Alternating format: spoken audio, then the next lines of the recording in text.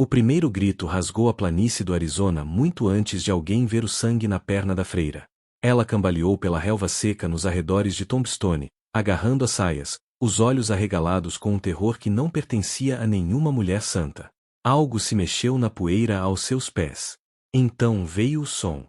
Aquele chocalhar seco e furioso que faz a alma congelar mesmo sob o sol de verão escaldante. A cascavel atacou uma vez, rápida, enterrando as presas fundo na pele pálida logo acima de sua bota. Ela deu um tapa na cobra, mas ela já deslizava para longe, deixando 2 contas escuras de veneno inchando em sua carne. As paredes do convento estavam 1 quilômetro atrás dela, os sinos da igreja silenciosos. A ajuda mais próxima, um cavaleiro solitário tocando gado ao longo da cerca. Thomas Granger tinha 48 anos, um fazendeiro de pescoço queimado de sol e um coração que já tinha enterrado uma esposa e um filho. Ele ouviu aquele grito e puxou o cavalo tão bruscamente que o animal empinou. Então viu o hábito preto contra o dourado da relva. Uma freira sozinha, dobrada como uma boneca quebrada. Quando escorregou da sela, o veneno já começara sua lenta e cruel subida. As mãos dela tremiam enquanto tentava se levantar. Falhou. Ela olhou para o estranho, para as mãos rudes estendidas para ajudá-la, e a vergonha lutou com o terror em seus olhos. A cobra te mordeu alto na perna, ele disse, sem fôlego. Se eu não fizer isso, você morre antes do pôr do sol. Eleanor sabia o que ele queria dizer. A ferida estava sob o tecido pesado, tão alta que nenhum toque decente alcançaria. Seus votos gritavam dentro dela.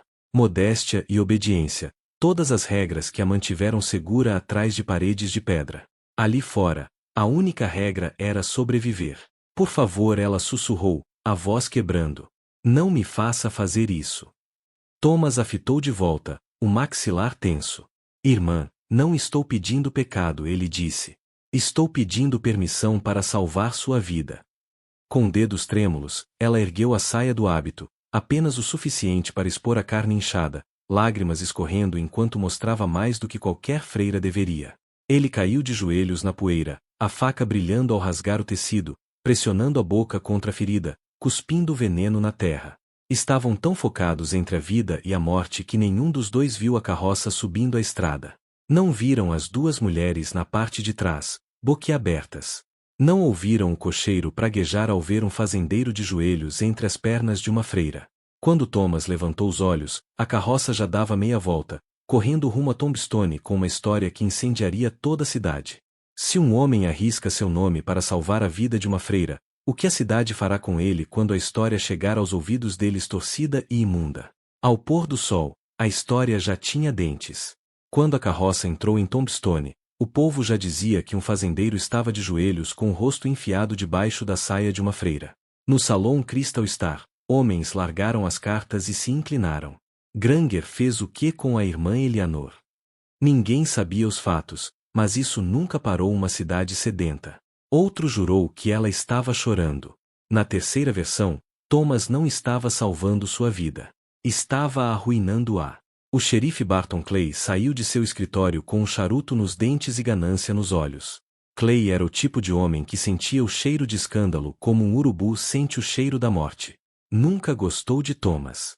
Thomas falará alto demais sobre terras de pastagem roubadas no ano anterior, e sobre um xerife que virava o rosto. Agora Clay tinha um presente caído no colo. Ele foi direto à igrejinha onde irmã Eleanor repousava numa cama estreita, pálida mas respirando. A mordida estava vermelha e furiosa, mas a febre havia passado. Ela tentou sentar quando ele entrou, segurando o cobertor contra a garganta. Ele te tocou onde não devia, irmã? Clay perguntou. A pergunta soou como um tapa. Eleanor sacudiu a cabeça, olhos faiscando. Ele salvou minha vida, ela disse. Se Thomas Granger não estivesse lá, eu já estaria enterrada em Butch Hill. Clay não queria essa resposta. Ele queria um escândalo para cavalgar como cavalo roubado. Saiu para a luz do sol e contou à multidão exatamente o que ela queria ouvir. Fazendeiro violou uma mulher de Deus. Foi tudo o que precisaram. Arrastaram Thomas da varanda antes mesmo de ele desarredar o cavalo. Ele não lutou no começo. Sabia como a cidade funcionava. Um xerife irritado, 3 bêbados barulhentos e a verdade não tinha chance. Empurraram-no pela porta da pequena cadeia de pedra, socos e cotovelos voando. Um deles acertou seu maxilar, ferindo mais o orgulho do que a carne. Alguns daqueles homens já tinham dividido mesa com ele. Ouviu alguém gritar que um homem como ele devia ser enforcado pelo que fizera a freira. Outra voz, mais suave, tentou atravessar a confusão. Eleanor. Não a deixaram chegar perto. Clay disse que haveria uma audiência pública no domingo, na praça, junto ao Pelourinho. A cidade quer um espetáculo, Granger disse o xerife. Melhor começar a rezar. A cadeia caiu em silêncio. Thomas sentou no catre duro, o maxilar latejando, imaginando como alguns segundos de misericórdia podiam destruir uma vida inteira. Tarde da noite, a cadeia permaneceu quieta. Mas a igreja não. Padre Michael acordou com batidas frenéticas à porta da casa paroquial. Quando a abriu, irmã Eleanor estava ali na luz do luar, o cabelo úmido de suor, as mãos apertadas em oração. Padre, se o senhor não abrir aquela cela para um homem inocente, ela disse, a voz tremendo, vou me ajoelhar neste degrau até o sol nascer. O velho sacerdote conhecia o xerife Clay, conhecia seu temperamento, conhecia suas liberdades com a verdade. Fechou os olhos por um longo momento e então pegou o molho de chaves pendurado no escritório. Um pouco depois, na cadeia de pedra, Thomas ergueu a cabeça ao ouvir uma fechadura girando lenta e cuidadosamente no escuro. Se aquela porta se abrisse, Thomas Granger sairia, e deixaria uma freira e um velho padre transformá-lo em foragido? A chave girou devagar, como se a mão que a segurava estivesse discutindo consigo mesma. A porta rangeu, e Thomas viu primeiro o padre Michael, os ombros curvados sob o casaco preto gasto, uma vela tremendo na mão. Atrás dele, meio escondida nas sombras, estava a irmã Eleanor. Olhos arregalados, rosto ainda pálido da febre. Você tem uma chance para sair daqui, filho, disse o padre baixinho. Sou velho demais para enfrentar o xerife Clay à luz do dia, mas não vou deixar um inocente numa jaula à noite. Eleanor deu um passo à frente, a voz pouco mais que um sopro. Levante-se, ela sussurrou. Você não pode ficar aqui. Eles vão te enforcar até domingo. Thomas se ergueu devagar, as articulações rígidas, olhando do padre para a freira. Vocês têm certeza de que querem carregar isso comigo? Perguntou. Padre Michael suspirou. Alguns pecados são ficar em silêncio, disse ele. Prefiro responder a Deus do que ao xerife Clay. Thomas saiu, passando pelo padre e pela freira, indo ao encontro da noite fresca do deserto. Eleanor caminhava à frente, rápida para alguém ainda tão fraca. Uma das mãos dela pressionava o curativo da igreja contra a perna. Thomas seguia de perto, pronto para segurá-la caso tropeçasse. Eles passaram pelos fundos do estábulo onde 2 cavalos aguardavam. Não eram dele. Limpos demais, bem alimentados demais. São da igreja, ele disse. Thomas enfiou a mão na pequena bolsa de couro presa à sela e puxou um frasco de vidro escuro. Laudano, disse. Não vai te curar, mas vai aliviar a dor por um tempo. Eleanor hesitou apenas um segundo antes de virar o líquido amargo na boca, tossindo quando ele queimou garganta abaixo. Eles vão notar que esses cavalos sumiram, Thomas sussurrou. Não antes de domingo, ela disse. Até lá, você estará longe de Tombstone. Mas Thomas balançou a cabeça. Não vou fugir. Não sem limpar meu nome. Ela ergueu o rosto para ele, a respiração trêmula no ar fresco da noite. Então precisamos de prova, disse ela. Há um garoto navajo lá na serra. Ele cuida de cabras lá em cima. Ele viu tudo. Viu a cobra me morder. Viu você me salvar. Então vamos encontrá-lo e trazê-lo de volta antes da audiência.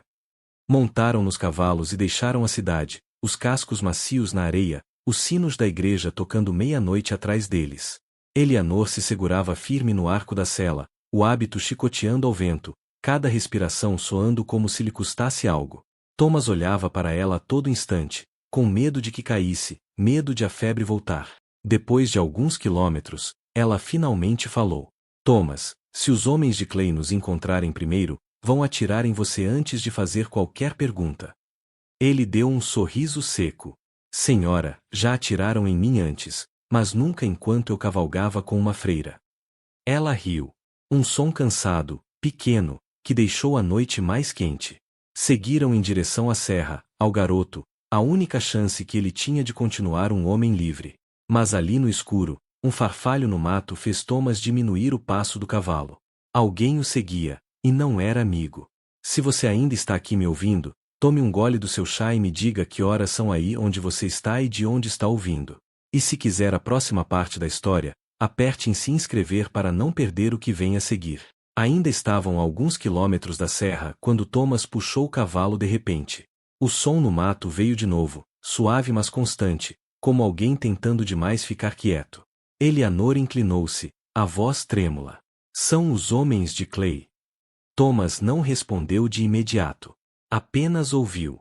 Então uma pequena figura saiu de trás de um pé de mesquite. Um garoto magro, de cabelo preto comprido e olhar nervoso. Era o menino de quem Eleanor falará, um garoto navajo das colinas acima da cidade. O nome dele era Jonah, uns 10 ou 11 anos, descalço e rápido, cheirando a fumaça e cabras. Atrás dele, um pequeno grupo de cabras se agitava nervoso na encosta. Ele apontou para a perna dela. Cobra te mordeu. Eu vi, disse.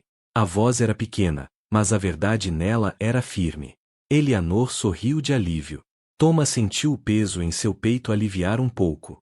Eles tinham uma testemunha. Um garoto que não tinha nada a ganhar mentindo. Mas antes que Thomas pudesse dizer qualquer palavra, Jonah agarrou seu braço. Eles estão vindo, sussurrou. 3 cavaleiros. O xerife mandou. E assim, a caçada começou de novo. Thomas ergueu Jonah para cima do cavalo sem pensar 2 vezes. Agarre firme, garoto. O pequeno peso pressionou suas costas por um momento, e seu peito apertou. Por um instante, pareceu seu próprio filho outra vez, o que ele enterrara num dia quente e sem vento anos atrás. Ele pegou as rédeas de Eleanor e gritou para ela cavalgar. Correram pela serra, poeira subindo atrás deles, o sol caindo rápido, pintando o deserto de ouro. Atrás, os cavaleiros se aproximavam, os gritos ecoando nas pedras. Em certo momento, Eleanor vacilou na sela, a ferida puxando forte. Thomas estendeu a mão, sustentando-a. Fica comigo, ele disse. Não vou te perder esta noite. Thomas os puxou para trás de um muro baixo. Os cavaleiros passaram disparados, enganados pela escuridão, restando apenas o som dos cavalos respirando, e Eleanor tentando recuperar o fôlego. Thomas olhou para Jonah. Está pronto para ficar diante de toda a cidade e dizer a verdade? Jonah assentiu. Não tenho medo de Clay. Thomas deu um sorriso cansado. Garoto, isso faz de você um de nós. Eles esperaram até que a noite estivesse segura o suficiente para viajar novamente. Então seguiram direto para Tombstone. Na manhã de domingo, a audiência começaria. E desta vez, Thomas Granger não entraria sozinho. Mas quando se aproximaram da orla da cidade, Eleanor puxou o cavalo e parou. Seu rosto havia mudado. As mãos torciam as rédeas. Thomas, ela sussurrou. E se a verdade te libertar, mas destruir a mim? E esse era o tipo de pergunta que um homem podia responder com o coração, ou com o silêncio. Qual deles Thomas escolheria? Thomas não desviou o olhar. A verdade não é minha nem sua, ele disse baixinho. Ela pertence a Deus e àquela cidade. Ou a carregamos juntos, ou ficamos os dois acorrentados. Toda a cidade se reuniu na praça, faminta por um espetáculo. O xerife Clay ficou ereto em seu casaco, fingindo ser juiz e júri. Arrastaram Thomas para a frente de todos, pulsos amarrados, o maxilar firme. Eleanor ficou perto dos degraus da igreja, imóvel como as paredes da capela, as mãos torcidas em um rosário. Jonah pairava atrás dela, olhos arregalados, observando cada rosto irritado. Clay avançou. Este homem desonrou uma mulher de Deus, gritou. Envergonhou nossa cidade. E antes que a fofoca pudesse crescer, Eleanor deu um passo à frente, a voz trêmula mas alta. Isso é mentira, ela disse. Se o enforcarem, o pecado será de vocês, não dele. A multidão murmurou. É difícil aproveitar um escândalo quando uma freira olha direto dentro da sua alma. O juiz ergueu a mão. Vamos ouvir as testemunhas. Jonah caminhou à frente, pequeno, mas firme. Contou sobre a cascavel, sobre a mordida, sobre o sangue e o pânico. Contou como Thomas rasgou o tecido e sugou o veneno, como não houve riso, nem prazer, apenas medo. Um homem na multidão zombou. Você vai confiar num índio, juiz? Gritou. O juiz olhou por cima dos óculos e fixou o homem com um olhar cansado. Vou confiar em quem parece se lembrar do que viu, disse. Até agora, isso é mais do que posso dizer de alguns de vocês. Clay tentou calar Jonah, tentou chamá-lo de garoto selvagem que não sabia o que tinha visto. Mas então uma velha se manifestou. Ela tinha visto a carroça chegando. Tinha ouvido as mulheres distorcendo a história em troca de bebidas. A verdade anda devagar, mas sempre chega. O juiz finalmente falou. Não há crime aqui, disse. Este homem está livre, e esta cidade deveria se envergonhar da rapidez com que escolheu a sujeira em vez dos fatos. Poucos dias depois, descobriram que o próprio Clay tinha segredos com terras e dinheiro. Na sexta-feira, os homens do condado chegaram e tiraram seu distintivo. O povo voltou para casa mais quieto do que veio. Mais tarde, na beira da cidade, Eleanor estava ao lado da diligência. Sua mala era pequena, seu coração, nem um pouco. Ela respirou fundo, então tirou o rosário simples de madeira do pescoço. As contas estavam gastas de tantos anos de dedos e orações. Ela o pressionou na mão de Thomas e fechou seus dedos em volta dele. Carrego isto desde o dia em que fiz meus votos, ela disse suavemente. Não posso te dar minha vida, mas posso te dar minhas orações. Ela encontrou os olhos dele. Eu te amo, ela disse. Mas meu primeiro sim foi para Deus. Se eu ficar com você, quebro essa promessa. Se eu for, quebro algo dentro de mim. Thomas engoliu seco, o polegar passando pelas contas de madeira antiga.